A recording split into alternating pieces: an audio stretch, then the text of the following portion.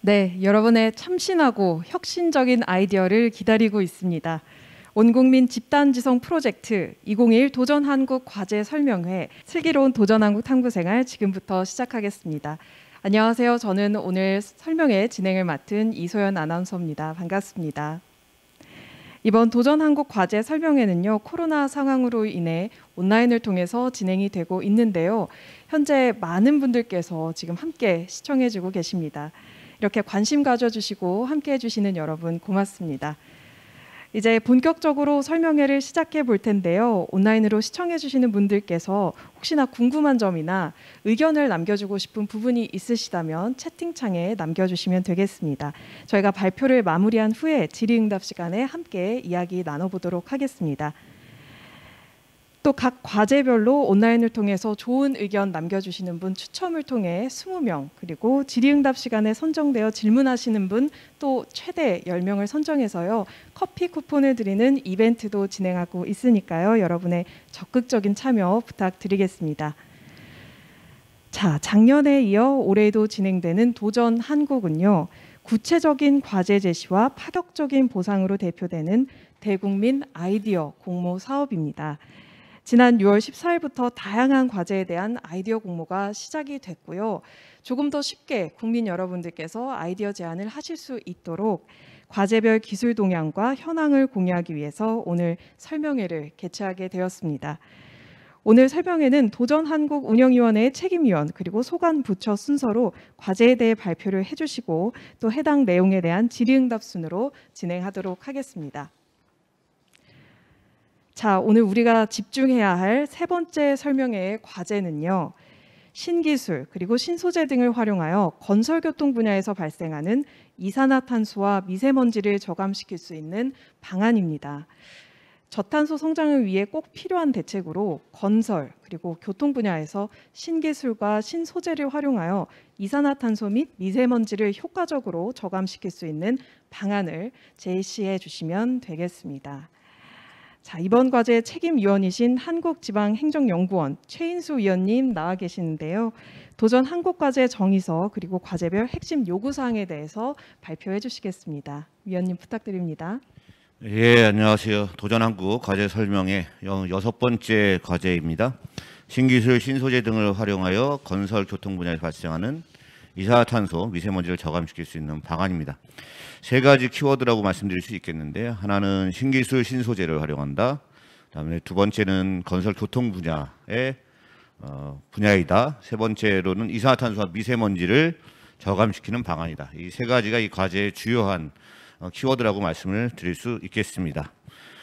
우선 공모의 목적이 무엇인지, 공모 과제 내용에 관련 말씀드리고요. 관련 현황과 예시를 좀 설명드리는 순서대로 진행을 하도록 하겠습니다.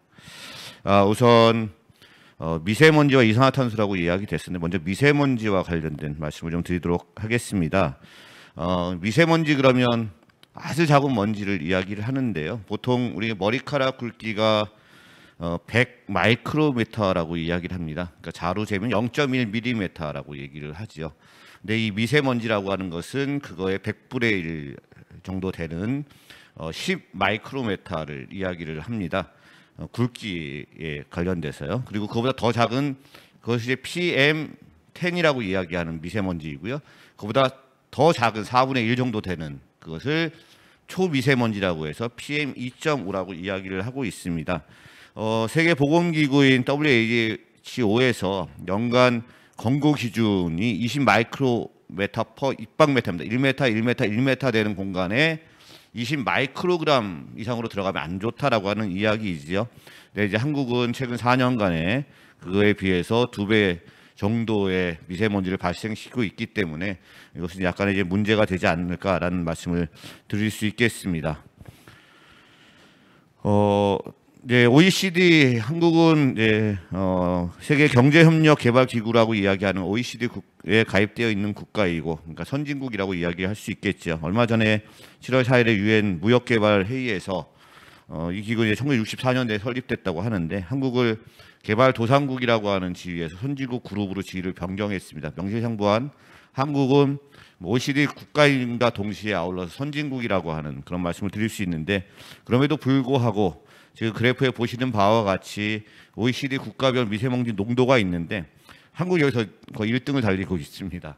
그러니까 옆 나라 일본에 비해서도 2배 정도의 농도를 발생시키고 있고, 북유럽 국가인 스웨덴, 핀란드에 비해서는 거의 한 5배 정도의 미세먼지 농도를 갖고 있는 것, 그리고 OECD 평균으로 얘기할 수 있는 13.9라고 하는 것보다 한 2배 정도의 수치로 1등을 달리고 있다. 별로 좋은 일은 아니라고 말씀을 좀 드릴 수 있겠습니다. 이러한 부분들이 결국은 우리 공모를 통해서 이런 문제들을 해결할 수 있는 방안들을 내오는 것, 그것이 이번 공모의 목적이 아닐까 생각이 듭니다. 이전에 제목에서 말씀을 한번 드렸었는데요. 미세먼지 말고 또 다른 키워드 중에 하나가 이산화탄소이죠. 이산화탄소 농도 수준도 지구 평균보다 높게 나타나고 있습니다. 아마 30년 정도 전쯤에는 초등학교나 중학교 때 과학 시험 문제를 내면 대기 중에 이산화탄소가 얼마나 될까요라고 얘기하면 0.03%라고 이야기를 했었습니다. 0.03%라고 하는 것은 300ppm을 이야기를 하는 겁니다. 근데 지금 만약에 시험을 다시 내면 400ppm이라고 0.04%라고 이야기를 할 수 있는 거겠죠. 그러니까 30년 정도 만에 약 25%가 증가하게 돼버린 겁니다. 그래서 이 이산화탄소는 여러분 다들 아시겠지만 메탄이나 여러 가지 가스들과 함께 지구 온난화의 주요한 물질이죠. 지구 온난화라고 하는 것은 기후 변화를 야기시키고, 지금은 이제 기후 변화라고 하는 이야기보다는 오히려 기후 위기라고 하는 것이 중요한 키워드가 될 정도로 아주 중요한 대기 오염 물질, 오염 물질이라기보다는 지구 온난화 물질이다라고 하는 말씀을 드릴 수 있겠는데, 미국이나 지구 평균에 비해서도 한국은 안면도나 제주도 고산 지역, 울릉도 독도 지역에서 재는 것들이 415, 6 정도 되기 때문에 다른 것보다 상당히 높게 나타나고 있는 이 문제들을 어떻게 하면 이제 좀 더 해결할 수 있을까라고 하는 과제가 우리에게 있다, 이런 말씀을 좀 드릴 수 있겠습니다. 미세먼지, 아까 초미세먼지 PM10, PM2.5라고 하는 이 두 가지 물질들이 왜 그러면 이렇게 중요한가? 아까 이산화탄소라고 하는 문제들은 지구 온난화 또는 기후 변화, 기후 위기라고 하는 문제와 밀접하게 연관되었다고 말씀을 드렸었는데, 이 눈에도 잘 보이지 않는 머리카락의 100분의 1 또는 400분의 1 정도 되는 이런 크기의 직경이죠. 거의 눈에 보이지도 않는 이것이 왜 우리에게 중요한 저감해야 되는 과제인가라고 하는 말씀을 드리고자 하는데요. 미세먼지는 매우 작기 때문에 이것이 보통 우리가 호흡을 하게 되면 코나 입이나 이런 부분들의 대부분 커다란 물질들은 다 걸러지게 되어 있는데, 이 초미세먼지라고 하는 또는 미세먼지는 이것이 걸러지지 않고 호흡기를 통해서 폐 곳곳까지 스며들게 되는 것이죠. 그러다 보면 이 미세먼지나 또는 초미세먼지와 결합되어 있는 또 다른 오염 물질들 또는 건강에 해를 미치는 물질들이 같이 들어가게 되면서 폐에 만성 폐쇄성 폐질환을 야기시킨다. 그래서 입원율을 증가시키거나 사망률을 1.1% 증가시키는 이런 문제들이 미세먼지의 커다란 문제라고 볼 수 있을 것 같고요. 초미세먼지는 그와 더해서 10마이크로그램 퍼 입방메타가 증가할 때마다 폐암의 발생률을 9%나 증가시키는 그러한 커다란 문제이다라고 말씀을 드릴 수 있을 것 같고, 미세먼지보다 더 작은 4분의 1 크기로 더 작은 그런 초미세먼지의 경우는 여기에 장기간 노출될 경우에는 이 폐질환뿐만이 아니라 이 혈관까지도 도달을 해서 심근경색 등 이 혈관 질환, 심장 질환들을 야기시켜서 사망률을 30에서 80% 정도까지 증가시킨다라고 하는 그런 연구 보고서들이 있기 때문에, 이런 미세먼지와 초미세먼지에 대한 우리 건강을 해치기 때문에 이런 것들을 해결해야 한다라고 하는 그런 과제가 우리에게 도출되고 있다고 말씀을 드릴 수 있겠습니다. 다음은 그럼 이런 미세먼지는 과연 어디서 이렇게 많이 발생을 하는가라고 하는 부분들입니다.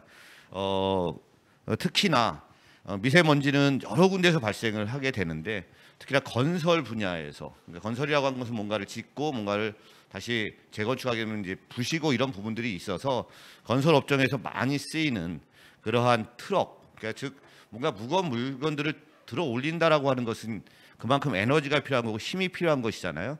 그 트럭 한 대당 연료를 많이 쓰게 되는 거죠. 일반에 우리가 휘발유 차량을 쓰는 것보다, 아니면 지하철을 타는 것보다 훨씬 더 많은 에너지를 쓰게 되고, 그래서 이러한 트럭들이 실제적으로 미세먼지를 배출하는 양은 맨 오른쪽에 보시면 승용차 한 대당 0.02라고 하면 그걸 1이라고 가정을 했을 때 트럭 한 대당 246배의 미세먼지를 발생시킨다라고 하는 그런 연구 결과들이 있는 것입니다. 버스도 마찬가지로 많이 하지만 여기 이제 사람의 수송을 많이 한꺼번에 하기 때문에 그에 따른 또 이익들이 존재하는데 이 건설 분야에서는 이 트럭이라고 하는 것이 실제로 상당한 수준의 미세먼지를 발생시키기 때문에 이 건설 분야에 있어서 건설 기계 또는 트럭 이런 부분들에 관련돼서 미세먼지를 줄일 수 있는 방안이 무엇일까라고 하는 부분들을 고민하게 되는 것입니다. 다시 한번 더 말씀을 드리면 미세먼지 배출 기여도라기보다는 배출에 영향을 미치는 1위와 2위가 교통 분야에서 쓰고 있는 우리가 휘발유 차량이나 경유 차량이라고 하는 부분들과 2위가 건설 기계입니다. 4위에 보면 발전소라고 하는 걸 통해서 전기를 생산하는 분야가 있는데 이 발전소는 발생되는 곳이 딱 고정되어 있습니다. 이동하지 않지요. 그리고 집중되어 있어서 저감 장치를 설치하기가 상대적으로 수월한데 이 경유차나 건설기계 등은 이동을 하게 되죠. 이동을 한다라고 하는 것은 이동하면서 배출을 한다라고 하는 그런 의미로도 보실 수 있겠습니다. 그래서 수도권 지역의 미세먼지 배출원들에 가장 많이 차지하고 있는 것이 이 경유와 건설 기계이다. 그래서 이 차량과 건설 분야에 있어서 이러한 미세먼지의 배출을 저감시킬 수 있는 방안들을 주요한 과제로서 제시하고자 하는 것입니다. 아울러 이산화탄소라고 하는 부분들은 기후 온난화 그것은 화석연료를 사용한다거나 그런 부분들에서 발생되는 것이 대부분이다라고 말씀을 드릴 수 있겠습니다. 아울러 이 미세먼지를 발생시키는 경유차나 건설 기계에 있어서도 당연히 이산화탄소는 발생을 하게 되는데 화석연료가 아닌 전기차나 수소차와 같은 다양한 재생에너지에 기반한 그러한 연료를 사용하게 되면 이산화탄소도 줄일 수 있고 미세먼지도 줄일 수 있는 그런 부분들이라고 이해하실 수 있을 것 같습니다. 그러면 이제 이번에 공모라고 하는 부분들에서 도전 한국의 과제를 제시하고 있는데요. 제목은 신기술 신소재를 활용한다. 그다음에 건설과 교통 분야이다. 그다음에 이산화탄소 미세먼지를 저감시킬 수 있는 방안입니다. 다만 지금 현재 이산화탄소 미세먼지 감축과 관련된 기술 개발을 하고 있거나 또는 주규제 대상에 대한 과태료 부과 등 기존에 활용하고 있거나 활용 예정인 방식은 본 공모에서는 제외하는 것으로 하고 있습니다. 단 기존에 활용하고 있거나 활용 예정인 방식이라고 하더라도 새로운 방식을 적용해서 혁신적이거나 획기적인 발전 보완된 아이디어는 응모가 가능하다라고 말씀을 드릴 수 있겠습니다. 그럼 어떤 내용들인가라고 하는 부분들이겠죠. 그래서 이산화탄소 미세먼지 저감을 위한 아이디어가 실제로 활용될 수 있도록 다음과 같은 분야입니다. 건설과 교통 분야에서 건축물을 짓는 과정이나 시공 과정이나 건축 자재를 생산하는 과정에서 발생하는 이산화탄소를 저감시킬 수 있는 방안, 아까 계속적으로 말씀드리는 건설 기계를 사용하는 것과 관련돼서 저감시킬 수 있는 그러한 설비 또는 제도적인 방안들을 제안해 주실 것을 공모 요청하고 있는 것입니다. 교통 분야에 있어서도 노후 차량이라고 할 수 있는 그러한 노후 경유 차량 또는 경유 연료를 사용하는 차량 등에서 발생하는 이산화탄소와 미세먼지를 저감할 수 있고 또는 그러한 도로 노면상 설치할 수 있는 장비, 설비 또는 경유 차량이나 이런 차량에서 발생되는 것들을 저감시킬 수 있는 장치, 설비라고 말씀을 드릴 수 있겠습니다. 그래서 이러한 기술 구현을 보여줄 수 있는 개념도 같은 부분들을 좀 첨부해 주시면 더 고마울 것 같고요. 유의사항으로는 키워드를 먼저 한번 이렇게 검색을 하셔서 다른 곳의 중복 여부를 좀 확인하시면 보다 추후에 발생할 수 있는 좀 이렇게 안 된다거나 제외되는 그런 부분들을 피해 나갈 수 있을 것 같습니다.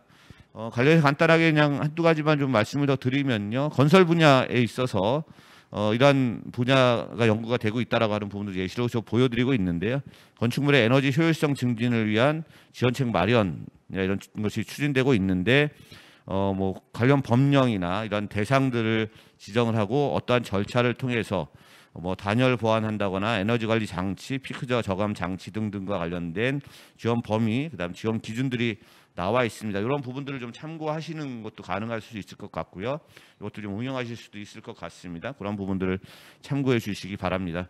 다음은 이제 교통 분야에 있어서도 노면 포장에 소요되는 자재의 녹색 전환 방안 연구라고 하는 부분들이 있는데요.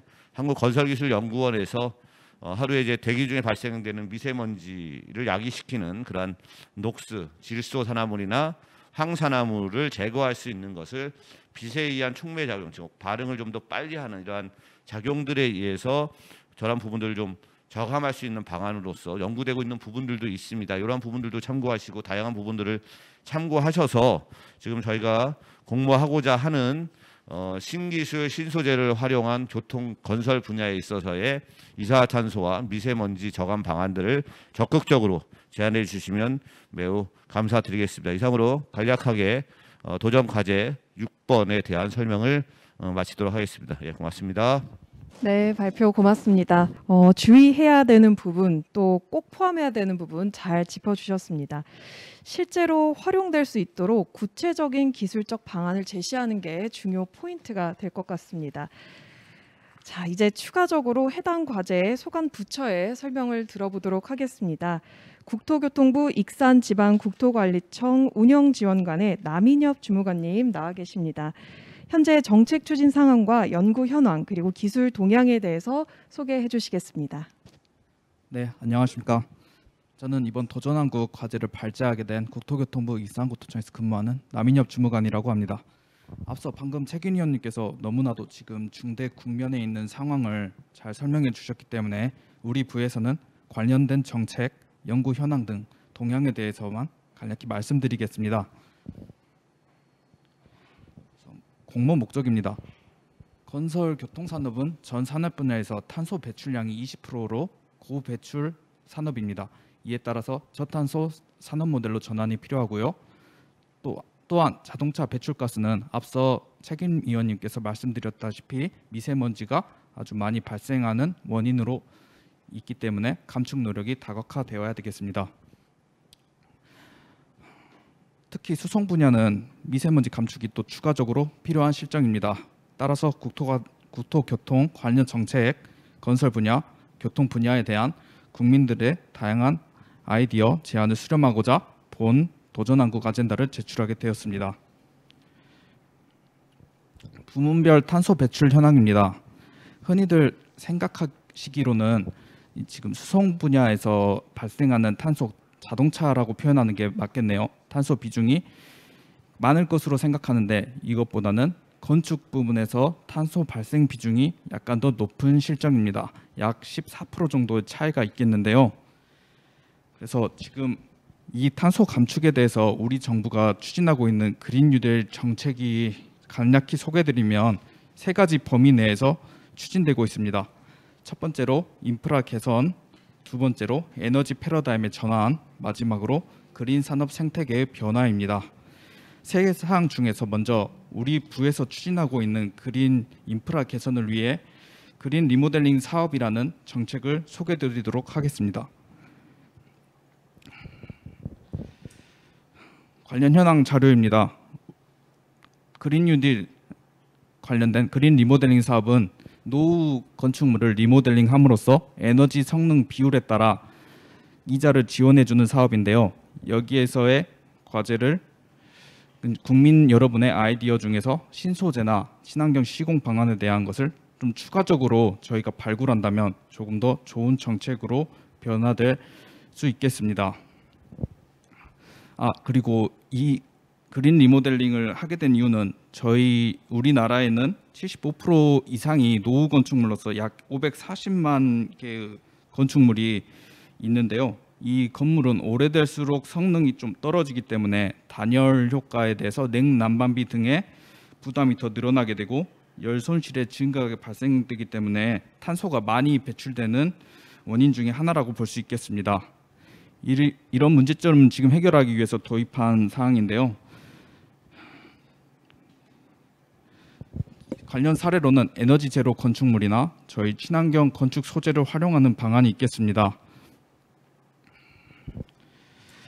에너지 제로 건축물을 간략히 소개드리면 사용 에너지와 생산 에너지가 제로가 되는 것을 말하는데요.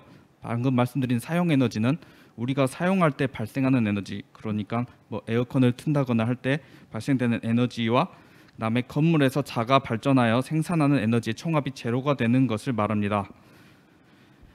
관련된 사례로 서울 노원구 소재에 있는 공릉보건소라는 제로 에너지 건축물이 있는데요. 그린 리모델링을 실시한 후에 에너지를 약 86% 수준으로 절감을 하였다고 합니다. 이를 전기료로 환산하였을 때는 연간 약 2천만 원을 절감하였다고 합니다. 아울러 2025년도에는 이런 1000제곱미터 이상, 2030년도까지 500제곱미터 이상의 건축물들이 에너지 제로화가 될 예정입니다. 건축 소재와 관련돼서 설명드리겠습니다. 현재 건축 소재는 책임 위원님께서도 말씀드렸다시피 이 미세먼지를 흡착하는 광촉매를 활용하는 콘크리트가 있고요. 그 다음에 또 이산화탄소를 이 양생 과정에서 좀 감축시킬 수 있는 시멘트 등이 있습니다. 이런 그 원리들을 설명드리자면 광촉매는 산화티탄이라는 촉매를 노면 포장에다가 코팅을 시켜가지고 이 광촉매에서 발생되는 수산화 이온이 이 미세먼지의 주요 이온들인 질소산화물이나 황산산화물 등을 이걸 정화시키는 역할을 하게 됩니다. 또 친환경 시멘트는 이 석회석을 열분해하는 과정에서 많이 발생하는 이산화탄소를 공정 과정에서 좀 저감시킬 수 있는 원리가 있겠습니다. 다음 슬라이드입니다. 교통 분야인데요. 현재 교통 수송 분야에서는 좀 전에 말씀드리다시피 탄소 발생 비중이 약 23% 수준입니다. 이에 대응하기 위한 지자체 중에 서울시에 좀 관련 그린뉴딜 정책을 가져와 봤는데요.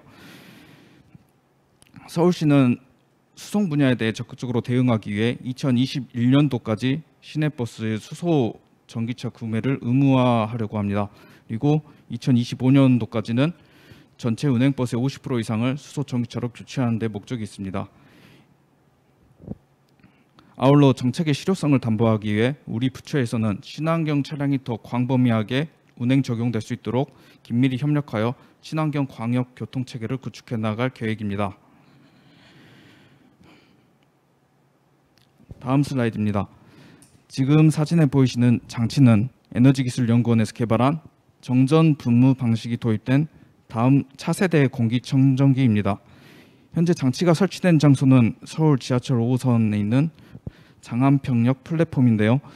이 공기청정 장치의 원리는 기존의 집진 방식의 공기청정기와는 다른 특성을 가지고 있습니다. 바로 물을 이용한 정전 분무 방식인데요. 원리는 좀 어려워가지고 간략히 말씀드리면 물 분자를 아주 미세하게 쪼개서 여기에 고전압을 걸어서 이온화된 그런 수산기 이온을 발생시키는 물방울이 미세먼지를 저감시키는 원리입니다. 이러한 미세먼지 저감 시설을 사용하게 되면 경제적으로 필터 교체 부담이 없고 그다음에 효율성이 더 높다는 연구 결과가 있습니다. 현재 이 작용시키는 원리를 지금 더 활용 적용하기 위해 발전소나 제철소 등 미세먼지가 배출량이 많은 산업 부분에서도 적용할 수 있도록 추가적인 연구가 진행되고 있습니다. 이와 같은 뉴딜 관련 기술에 대해서 또 하나 말씀드리자면 탄소 포집 기술이 있겠는데요. 카이스트 연구원에서 2021년도 5월에 그 발표된 자료가 있는데 이산화탄소를 인위적으로 강합성을 하여서 일산화탄소로 바꾸는 기술이 연구되고 있다고 합니다. 이러한 것들을 관련 산업 분야에 적용시키게 되면은 더욱더 탄소 감축 효과가 있겠습니다. 이 미세먼지나 탄소 감축에 대한 그린뉴딜 정책은 국토교통산업뿐만 아니라 전 부처들이 긴밀히 협력하여 대응해 나가고 있습니다.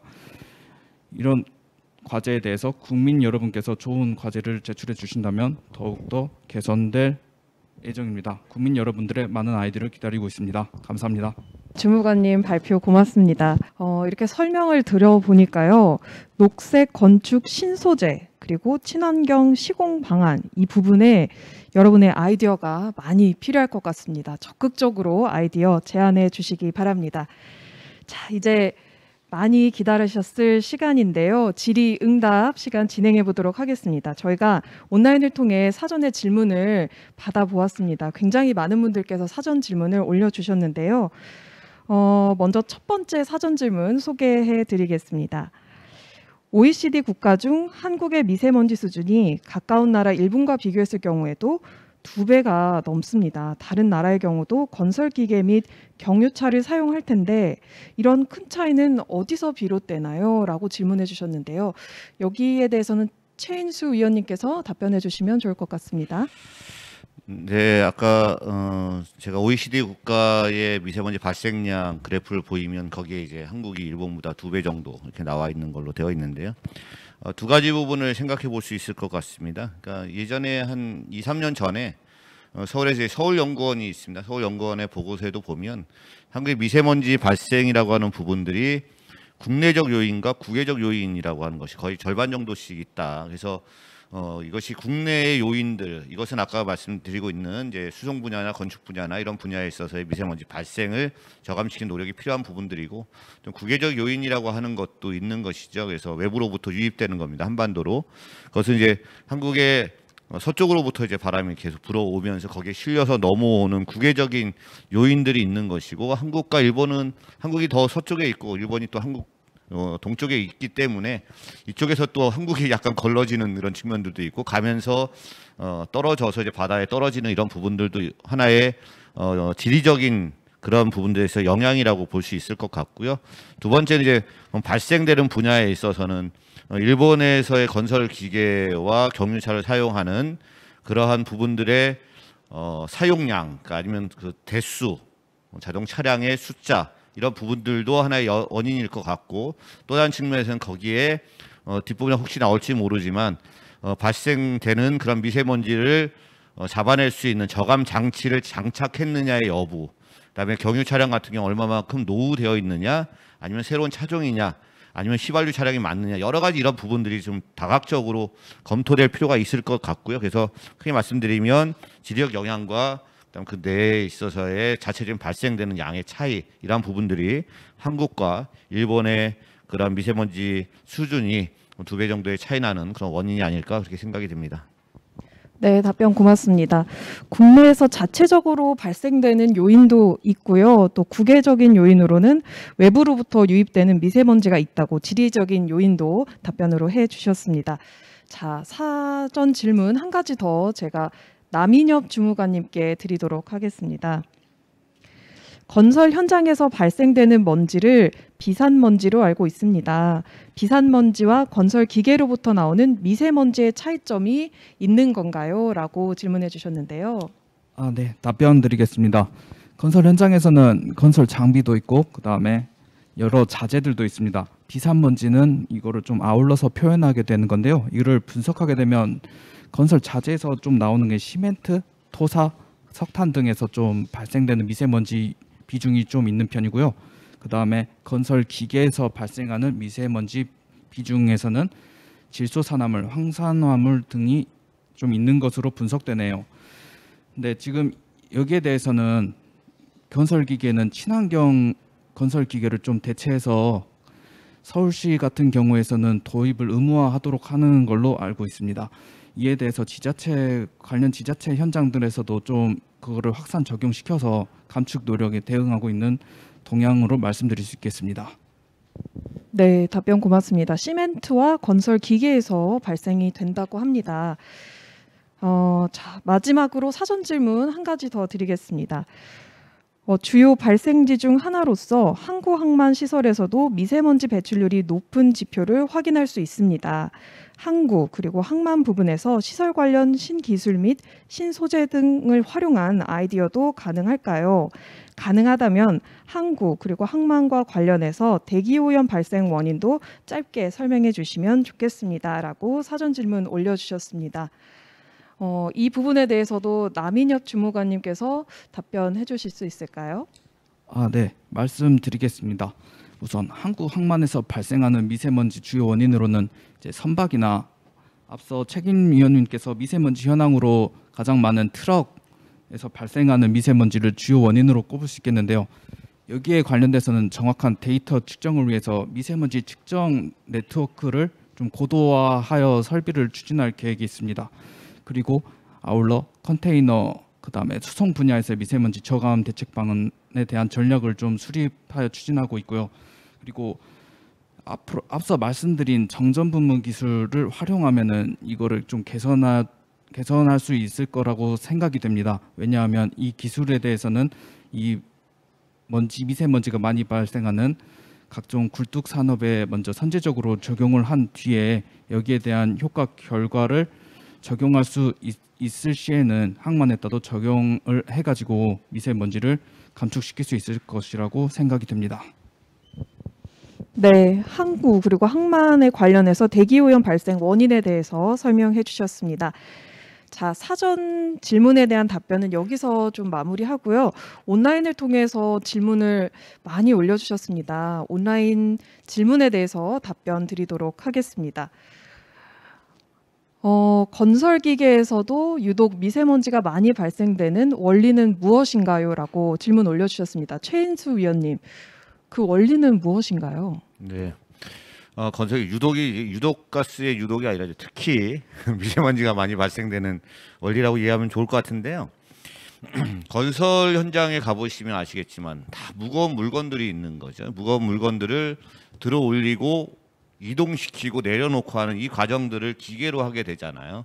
이 기계로 하려고 하면 워낙 무거운 물건들이 있으니까 힘이 좋은 장비들이 필요한 것이죠. 건설 이동시킬 때는 거기에 따른 이제 트럭이나 이런 부분들도 마찬가지이고 그냥 그 자리에 들어 올리는 포크레인이나 이런 부분들도 다 무거운 것을 들어 올리고 이동시켜야 되니까 힘이 필요한데 이 힘이 있으려면 휘발유라고 하는 것보다는 경유라고 하는 것을 사용할 수밖에 없습니다. 경유가 옥탄가라고 하는 그 안에 탄소나 이런 부분들이 더 많아서 그러한 부분들을 사용할 수밖에 없고 힘이 좋은 것은 경유, 힘이 좀 덜한 것은 이제 휘발유가 될 텐데 경유를 많이 사용하고 또 이 한번 사용할 때 일반 차량이 가는 것보다는 건설기계 한 대 자체도 무겁고 무거운 물건을 옮기다 보니까 더 많은 경유를 사용할 수밖에 없는 그러한 것이 이제 더 많은 미세먼지를 발생시킬 수밖에 없는 부분들이고 또 다른 측면에서는 건설 현장 자체가 이렇게 뭔가 포장되어 있는 부분들이 아니라 뭔가 파헤쳐야 되는 부분들도 있는 것이죠. 그래서 땅을 파헤치거나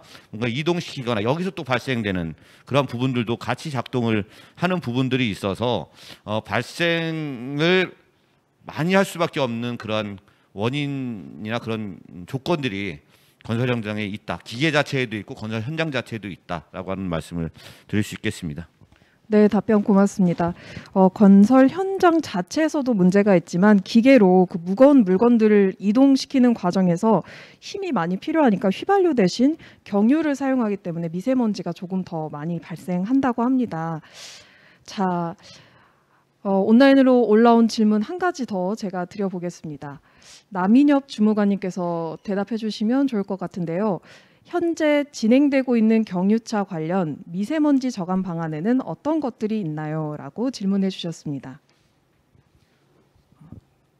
경유차 미세먼지 저감 방안에 대해서는 현재 앞서 소개드린 지자체에서 이제 주요 정책들을 추진하고 있게 됐는데요. 서울시에서는 이 교통 분야에 대해서 전기차 도입, 수소차 도입을 비중을 늘리고 있고요. 지자체에서도 관련된 비중을 늘리고 있습니다. 아울러서 이 건설 현장에서도 발생하는 그런 미세먼지 경유차가 되게 많이 이용이 되는데 거기에 대해서도 친환경 건설 기계로 전환을 시키기 위한 저감 장치도 연구되고 있습니다. 이상입니다. 네, 지자체에서 전기차나 수소차 등을 도입한 여러 정책들을 펼쳐주고 계시다고 합니다. 자, 온라인으로 올라온 질문 한 가지 더 보겠습니다. 큰 힘을 필요로 하는 작업 차량들은 경유 사용이 불가피하다고 하는데 이러한 차량의 배기가스 저감 장치 설치를 권장하는 것으로 알고 있습니다. 실제로 DPF 장치가 미세먼지 절감에 효과가 있나요? 라고 질문해 주셨습니다. 여기에 대해서 어느 분이 답변해 주시면 좋을까요? 위원님. 네. 네, 아마 건설 현장은 제가 전담인 것 같은데요. 네, 제가 간단히 말씀을 아까 이제 왜 작업 차량이나 이런 부분에 경유를 사용하는 거 말씀을 드렸었는데 그러면 이제 발생되고 나면 어떻게 저감할 것인가의 문제로 이제 접근을 할 수 있을 것 같습니다. 이 DPF 장치라고 하는 것은 발생되는 그 배기가스 중에서 미세먼지를 PM, 뭐 10이나 이런 미세먼지를 포집하는 장치가 있는 것입니다. 그런 것들 미세먼지를 성분을 분리해서 포집을 뭐 필터나 이런 부분을 통해서 포집을 하고 그것을 태워서 이제 내보내게 되는 다시 한번 그렇게 되게 되면 배기가스의 이제 후처리 장치다라고 말씀을 드릴 수 있을 것 같은데 저는 명확히 효과가 있다라고 말씀을 드릴 수 있습니다. 다만 이것을 이제 광범위하게 하는 부분들은 결국은 이 장치를 부착하는 것 자체는 이제 비용이 수반되기 때문에 이것을 하면 장비 자체가 비싸지는 측면이 있고 운영하면서 좀 더 비용이 드는 측면도 있고 그래서 이것을 대대적으로 보급하지 못하는 측면도 있습니다. 그래서 한편으로는 국가나 지방자치단체가 이제 이런 거 장착하게 되면 보조금의 형태를 둔다거나 이런 방법도 가능한 방법일 것 같고요.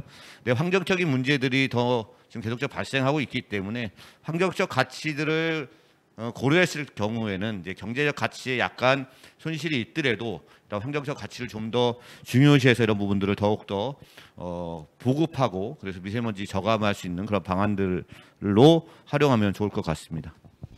네, DPF 장치 명확히 효과가 있다고 말씀해 주셨습니다. 근데 장치를 부착하는 게 아무래도 비용이 들다 보니까 정부에서 지원해 주는 것도 방법이 될 수 있을 것 같다고 답변해 주셨습니다. 질문을 또 많이 올려주셨는데요. 친환경 자동차 보급이 어느 정도 되었나요? 저도 이 부분 궁금했는데 어느 분께서 답변해 주시겠습니까?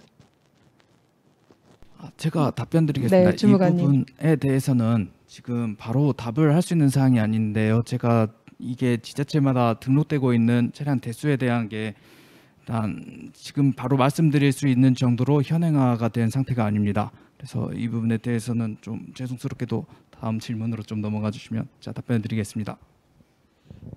네. 그러면 한 가지 더 질문을 다뤄보도록 하겠습니다.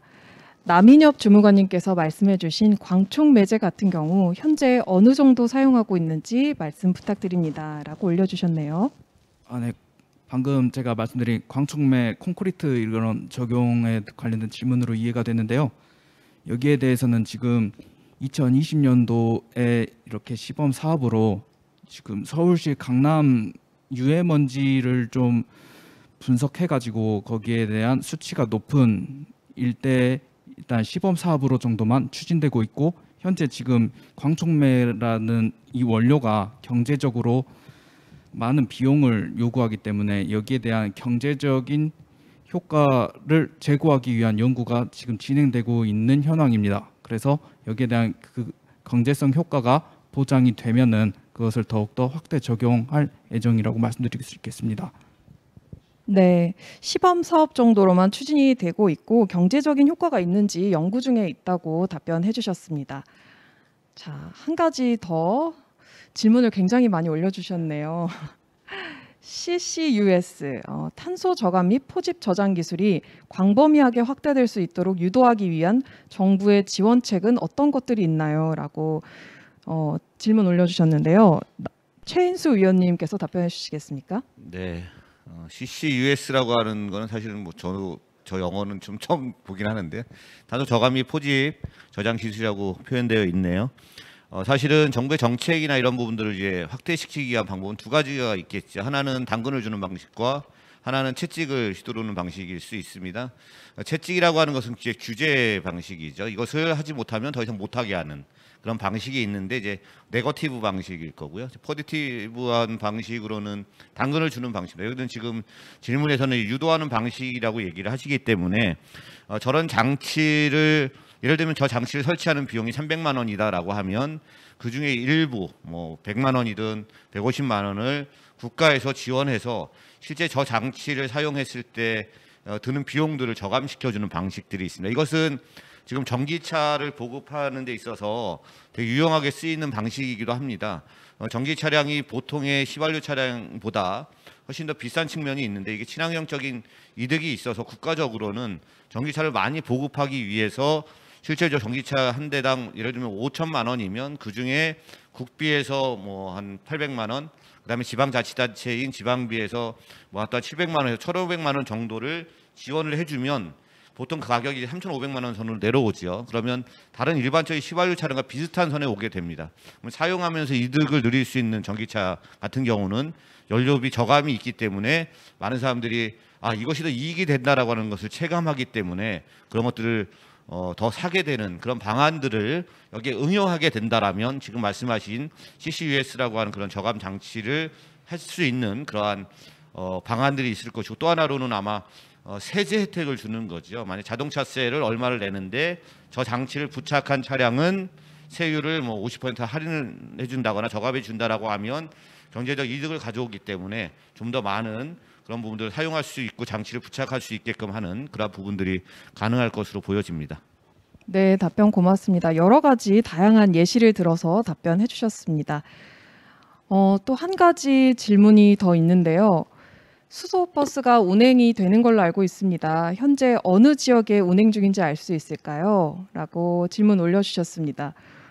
어느 분이 답변해 주시면 좋을까요? 제가 답변 드리겠습니다. 현재 창원시에서 수소버스를 시범 사업으로 이렇게 운행하고 있는데요. 이게 보급이 조금 어려운 여건인 게 버스 운송회사에 이제 수익 같은 문제가 있게 되겠습니다. 수소버스 같은 경우에는 기존의 CNG 버스 차량보다 가격이 약 3배 수준, 약 5억 원 정도를 지금 비용 대당 5억 원 수준이어서 비용적으로 버스 운송회사에 부담이 있기 때문에 많은 활성화가 지금은 조금 안 되어 있는 여건입니다. 그래서 여기에 대한 보급이 활성화되려면 우선 경제적인 부분을 절감시키는 그런 방안부터 좀 나와야 할 것 같습니다. 각종 세제 지원이나 이런 건 환경부에서 지금 추진 중에 있는데요. 아직까지 이런 수지 타산 같은 여건에 대해서는 운송회사들이 좀 부담이 되는 실정입니다. 네, 비용 부담으로 보급 활성화가 조금 낮은 편이라고 하셨네요. 지원 정책이 있으면 좀 좋을 것 같습니다. 이렇게 온라인 질문, 마지막 질문까지 다뤄봤습니다. 답변 고맙습니다.